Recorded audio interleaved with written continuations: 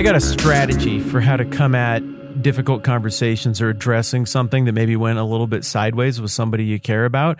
And I want to run it by you, and we'll see what you think about this. It goes like this. If you got some kind of offense between you and another person, and it's basically trifling, maybe even a miscommunication or just lack of attentiveness, you don't ramp that all the way up with a big formal meeting where you schedule it out. And we need to get together and sit down and work out the thing. I didn't like the way you said that one word in that one phrase that one time we talked a couple weeks ago. You just try to give them the benefit of the doubt, right? And then when you run into them next time, you find a way to maybe say, sort of without saying, something that will release the tension and reassure what you think is the point of tension between the two. You make that, assuage it, make it better. Or maybe you just very casually have a little laugh about it and be like, yeah, the other day when we were hanging out, I said this, you said this. I think we were talking past each other. What I meant to say was this. So sorry if that came out weird. It's been on my mind a little bit. And usually the other person, who will also think of it as trifling, will match your pace and the thing just gets better. I've had good luck with that. And I've liked it when people have given me that treatment as well. But sometimes things are a big deal. And sometimes you do need to block out time and sit down and make sure you don't get interrupted. And in those situations, it is maybe worth ratcheting up the tension procedurally by saying, I need to meet with you, in order to really deal with the issue and ratchet down the tension after that difficult conversation and get to a place of really hard-earned peace and relational solidarity moving forward. But generally speaking, if you use the wrong one for the wrong situation, I have found that is not the best idea. Again, always here to learn, love hearing how other people tackle things like this. I know we all think about it. I know we all get sideways with people. Sometimes it's our fault. Sometimes it's somebody else's. Sometimes it's nobody's fault, whatever. But, you think about these things. And really, I bring it up because we're looking at a point of relational tension here over the last few chapters that we've been looking at the end of Ezra and into the book we're working on now, which is Nehemiah. You got a point of tension between the Jewish people and their leader, Ezra, and God at the end of the book of Ezra. And then you've got relational tension between the returning exiles, God's chosen people, and their leader, or soon-to-be leader, Nehemiah, and God in Nehemiah chapter 1. And in both of these situations, we see them size it up and be like, okay, this isn't really trifling. This isn't like a catch God in the hallway kind of thing. Have a little laugh about stuff, catch up on some other things, reassure each other, give each other the little nod of, we know we just covered that, right? Without really saying anything. Both of these guys run the mental relational calculus and think, no, we got a huge problem here. We have a gigantic relational fissure that is developed. And in the same way that what I described as setting up a meeting with somebody is kind of suing for peace, so that is almost the tone that Ezra takes in preparing to pray to God in, what was that? That was chapter 9, right? In Ezra chapter 9, yes, and that Nehemiah takes in preparation of his prayer to God in Nehemiah chapter 1. You remember in chapter 9 of Ezra comes back, he sees that things are a mess relationally.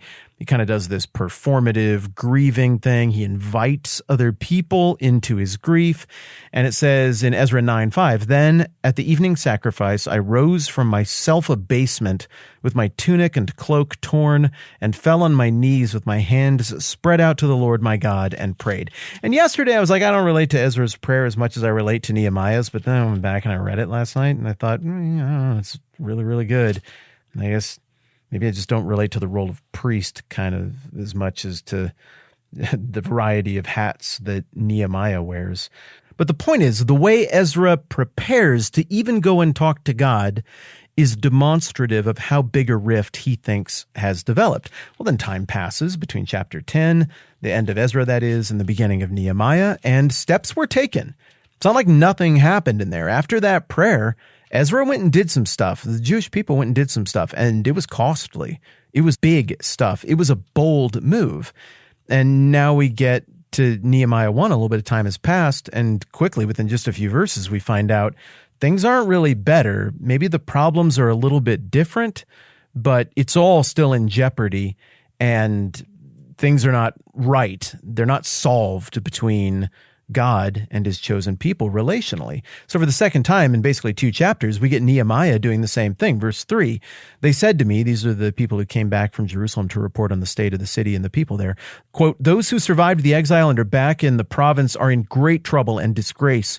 The wall of Jerusalem is broken down and its gates have been burned with fire.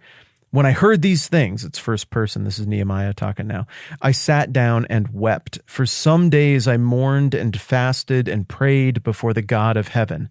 So look, I guess Nehemiah is seeing it the same way Ezra saw it. There's a huge rift. This is a gigantic problem. This is not a catch God in the hallway kind of situation. This is a get my head screwed on straight, sue for peace, go to God and be very careful and thoughtful with my words. Do not be interrupted during this time of prayer and really communicate with clarity and intentionality type of situation. In both of these cases, Ezra and Nehemiah see a huge problem and they ratchet up the tension for a period of days, even in Nehemiah's case, so that hopefully they can mend the relationship with God or begin to do so, and only then ratchet down the tension, if you will, to kind of stretch the relationship analogy in a human sense. I guess that raises the question, what does a prayer sound like when you take a few days to prepare it and think about it and consider exactly what you want to say when you are hanging out with God?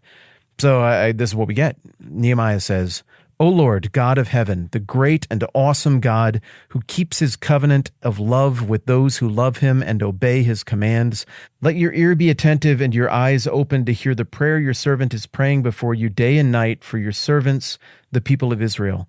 I confess the sins we Israelites, including myself and my father's house, have committed against you. We've acted very wickedly toward you. We've not obeyed the commands, decrees, and laws you gave your servant Moses. Well, as always, there's a lot going on here. He opens with covenant language, right? He starts by saying, you are this great and awesome God. You're full of love and you keep your covenant. And remember, the interpretive cipher for so much of understanding the Old Testament, and really a lot of the New Testament too, is that deal that God made with Moses. All the deals count. The one God made with Noah and Abraham and even Adam and David, all of that's very, very important. But the ebb and flow, the in and out, the up and down, the sine wave of the plot of the Old Testament all hinges on this covenant with Moses, the one that is conditional.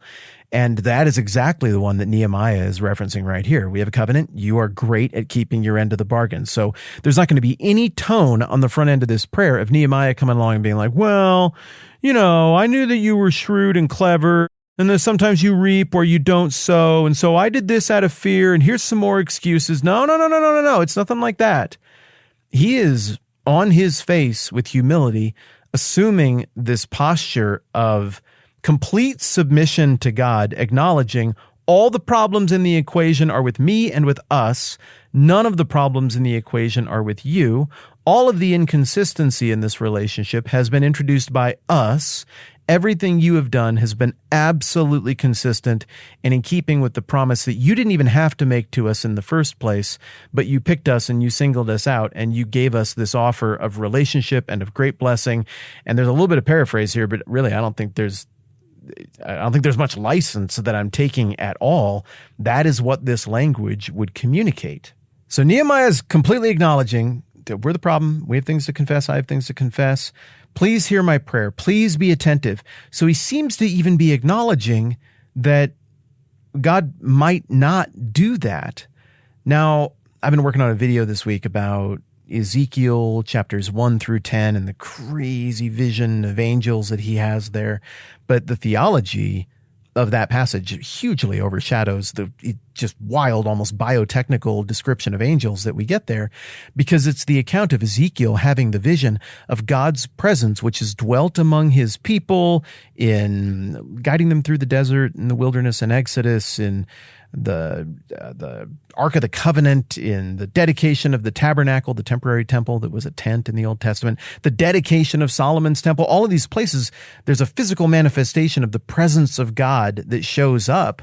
But Ezekiel has a vision, starting in chapter 1 and running up through, I think, chapter 10 of Ezekiel, of the presence of the Lord coming up out of the temple in Jerusalem with a time roughly corresponding with the Babylonian invasion that predates all the things we're looking at here by about 150 years. And that cloud of God's presence going out away from the temple, even toward Babylon. Well, when they rededicated the temple, remember that cloud of the presence of the Lord, there's no record of it showing back up. There's a lot of ambiguity behind the text in all of this here about where exactly the presence of the Lord resides at this time. Are you hearing me? I hope you're hearing me. And in that regard, if you listened to the episode yesterday, I can very much relate to that from phases in my own life. Where is the presence of the Lord? I don't have clarity on it right now. Well, neither did Nehemiah. It's quite the predicament to be in. So I don't think it's just hollow words in verse 6 when he says, let your ear be attentive and your eyes be open to hear the prayer your servant is praying before you day and night for your servants, the people of Israel. And I especially don't think it's hollow because he goes on to say, I confess the sins we Israelites, including myself and my father's house, have committed against you. And we're going to think about what he means by that and why it's such a big deal that he's owning that and saying that next time around. This is a very good prayer. Like I said yesterday, I relate to it on so many levels, but clearly this is big enough material relationally. This is significant enough in terms even of the grand stakes of all the redemptive plan and all of history that Nehemiah feels the weight of that in the same way Ezra felt the weight of it a couple chapters earlier. And he's got the good sense to really think before he goes and engages God in this way. It feels nothing like a hallway conversation, kind of flippant sort of thing. It feels like a very carefully crafted, thoughtful orientation of self first so that he could approach God while assuming the right posture. And I think that gives it a lot of kick, a lot of power, and we'll unpack it more tomorrow. All right, I'm Matt. This is the 10-Minute Bible Hour podcast. Let's do this again soon.